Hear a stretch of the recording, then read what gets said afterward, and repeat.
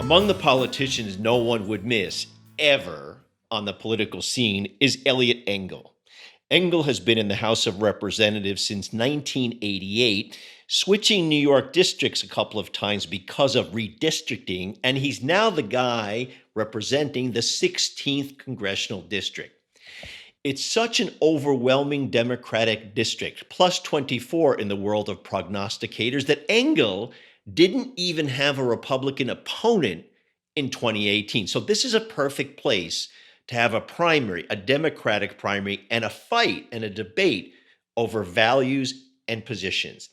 It isn't simply that Engel is an old white dude representing a district that is majority non-white, and this district takes in big parts of the Bronx, as well as pieces of Westchester just north of the New York City border. That wouldn't be so bad that he's a white guy if the guy didn't have horrible politics to boot. He voted for the Iraq War.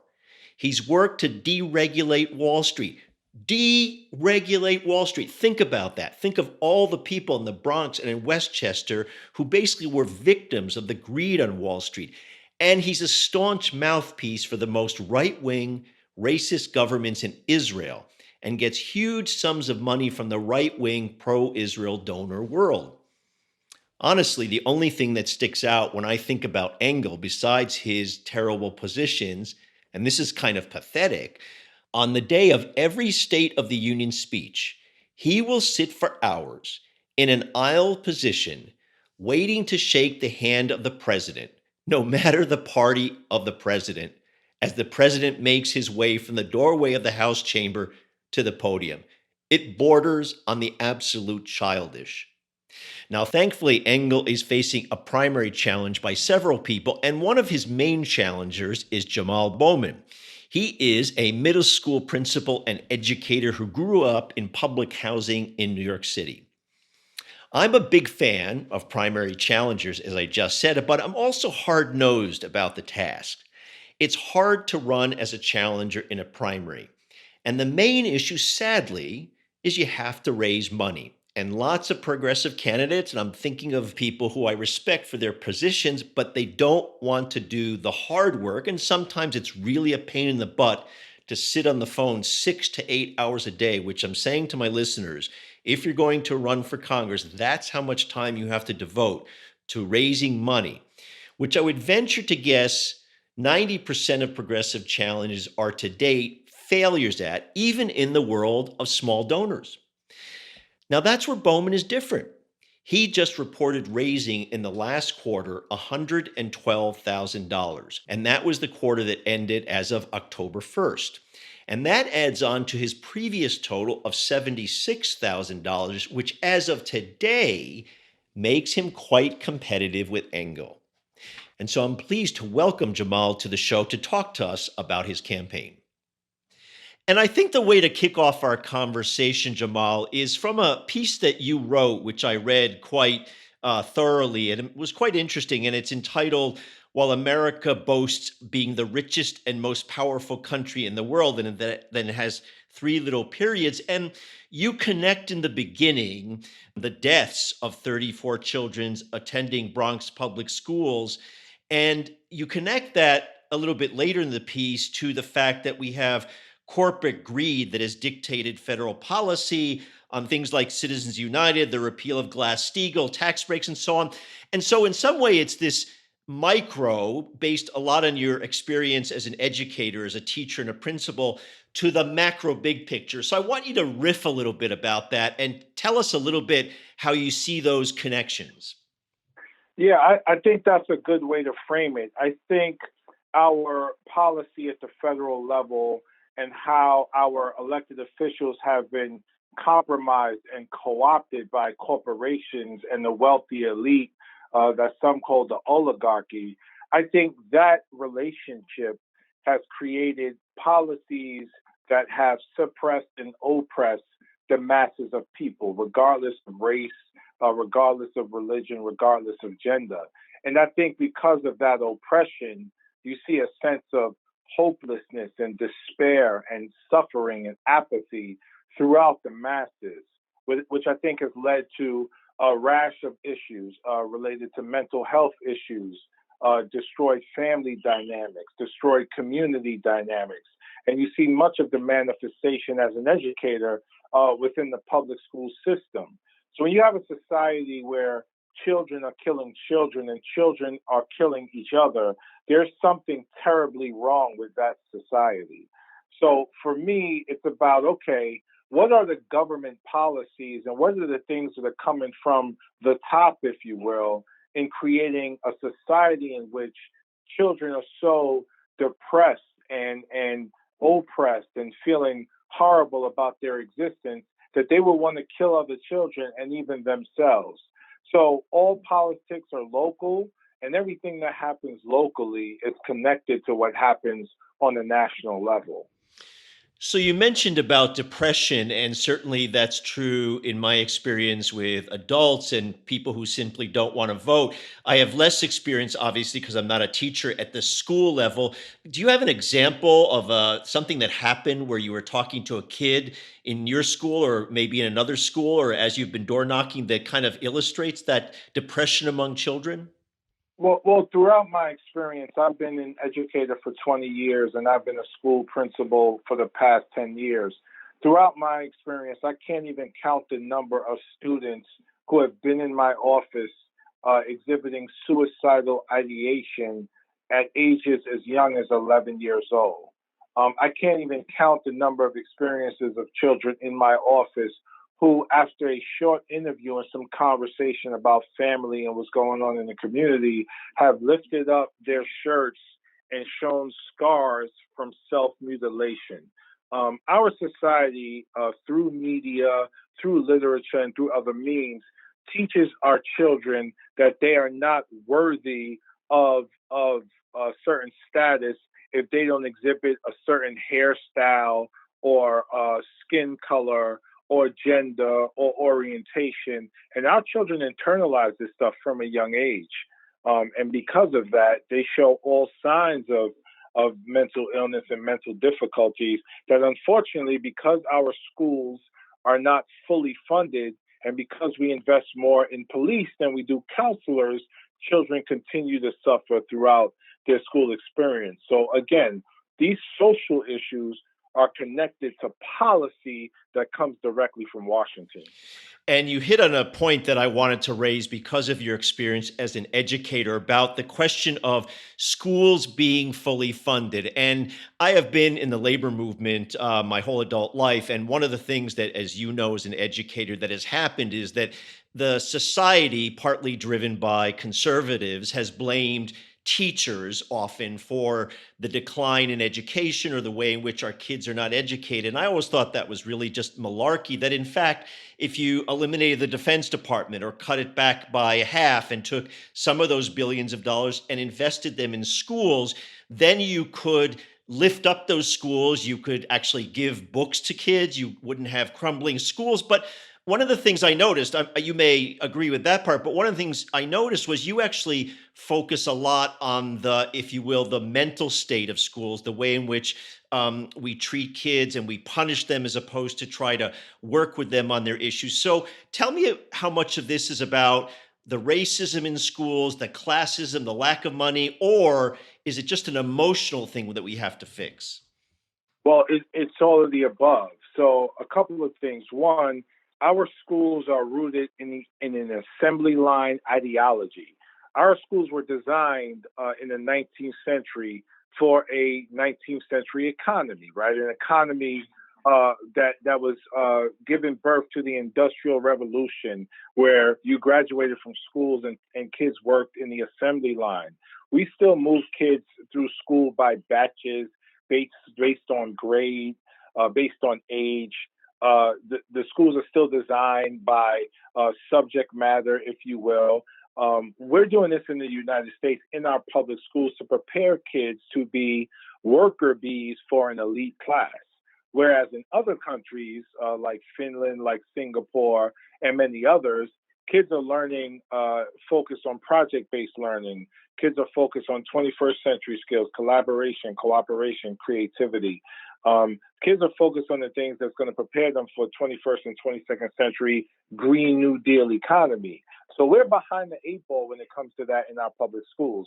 Now, by contrast, in our public schools in wealthy communities or in our private schools, those kids are learning what they need to learn to be leaders in the 21st century, as opposed to public school kids that are learning to work for the leaders. And let me just add one point. You mentioned racism. So, redlining, where black and brown people weren't allowed to buy homes in certain communities because of their race, and as a result were forced into housing projects and into areas of concentrated poverty. They weren't able to build wealth because of this. But in addition to that, their schools were funded at a lower rate because much of school funding comes from local property taxes. So that's how racism is embedded into the system. Property taxes fund schools.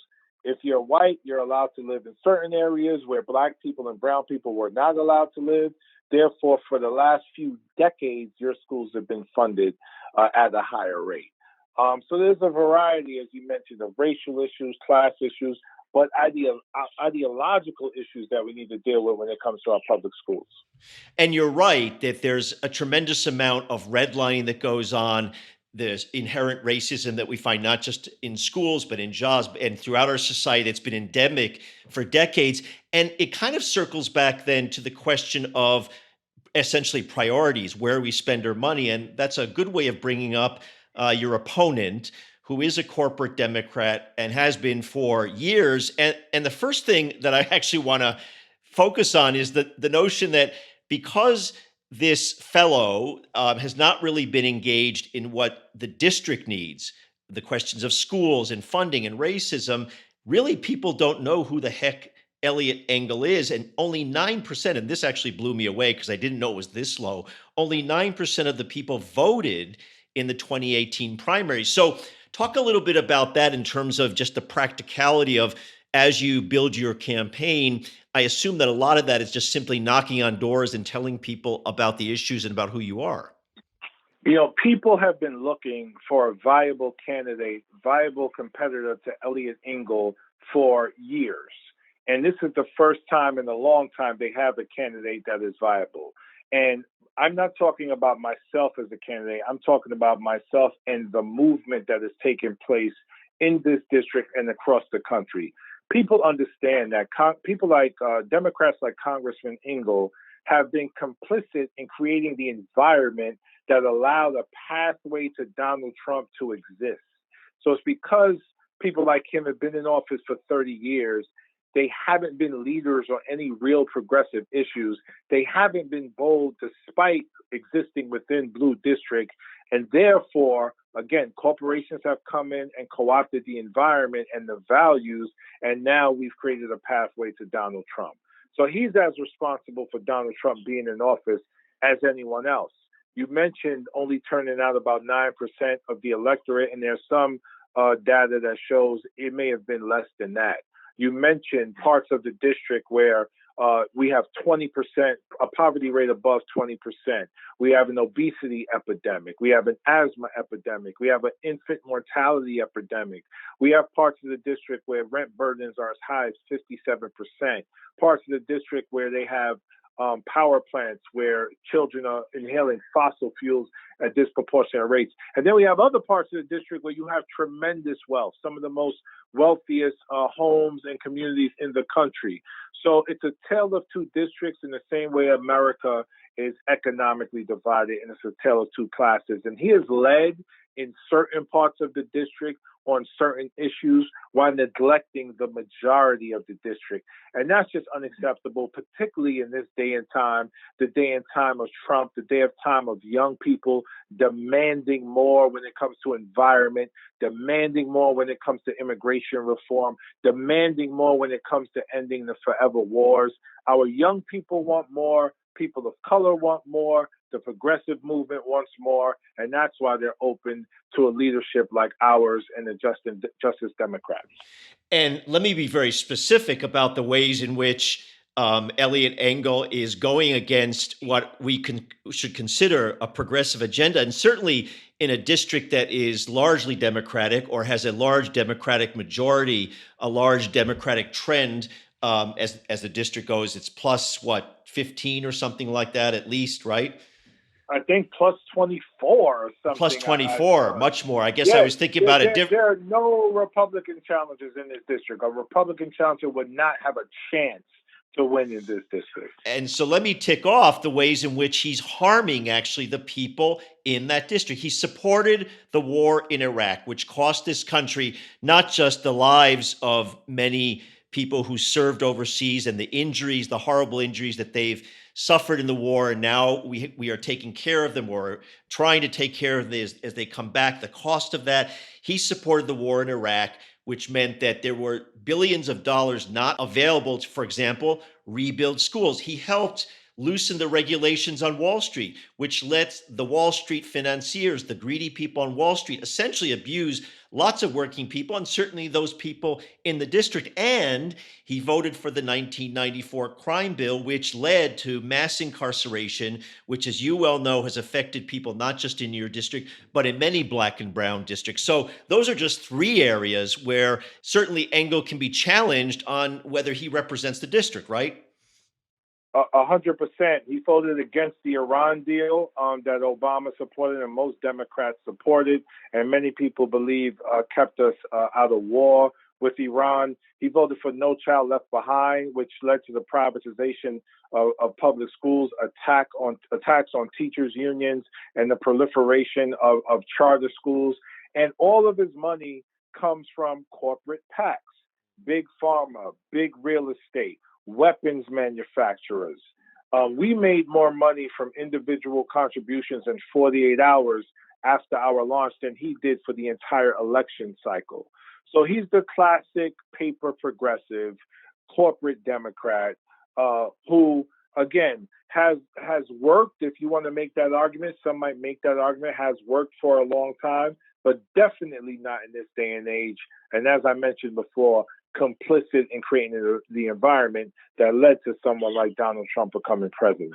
Yeah, you mentioned the Iran deal, the deal that Obama negotiated. I was not a big fan of Barack Obama's foreign policy in many respects, but that deal, you could say, as you pointed out very correctly, probably at least strived to push off the potential for armed conflict with Iran for potentially a decade or more. He voted against that, which leads me to asking you about your view about the Israel-Palestine issue, because one of the things that particularly I thought was horrendous on the part of Engel, and I think is out of step with the district, he has been a mouthpiece for the right-wing governments in Israel and has been avowedly on the side of Israel's policies, which has oppressed the Palestinian people. What's your position on that?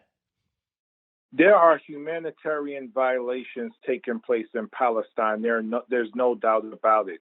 And to your point, Engel has been complicit in supporting the right-wing government in Israel in committing this oppression. Now, let's be very clear. It's important to make sure people of Jewish faith are protected and safe and secure wherever they are, not just in Israel, but all over the world. But it's also important for us to hold that government accountable for its right-wing oppressive policies towards the Palestinians.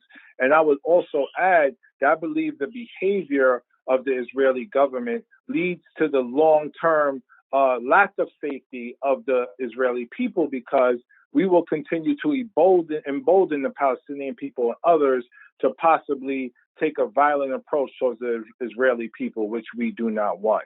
And this is not just about the relationship between Israel and Palestine. We also have to look at our relationship with Saudi Arabia and how Saudi Arabia treats the people of Yemen and the people within that region. We also have to look at America's complicity in Central America, in parts of Africa, and how we as a nation have been engaged in military conflict for 93% of our existence.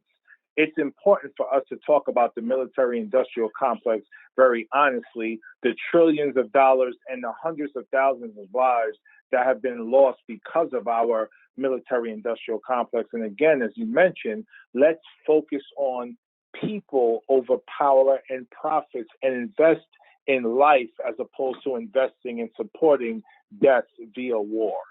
So my last question for you is this. So you're running for office. I believe this is the first time you've run for at least a federal office. And I wonder if you can tell us something that has surprised you in your campaign, something that you didn't expect, maybe also a difficulty, a challenge, because let's face it, running for office is a really hard thing to do. I've done it myself, and it is a real burden, especially if you've got a family and you have other interests. It really absorbs your whole life. So, what's it been like? What has been your experience running for office? Great question. It's a huge challenge because the more time I spend campaigning, the less time I spend with my wife and children and my family. And I absolutely love spending time with my wife, children, and family. So that's a huge sacrifice there. In addition, I'm still working full time. So I'm working full time and I'm running for office full time. So my days start very early, they end very late. My weekends are booked. And that's the price you pay, particularly when big money's controlling politics, because you have to compete with millionaires who are trying to win congressional seats.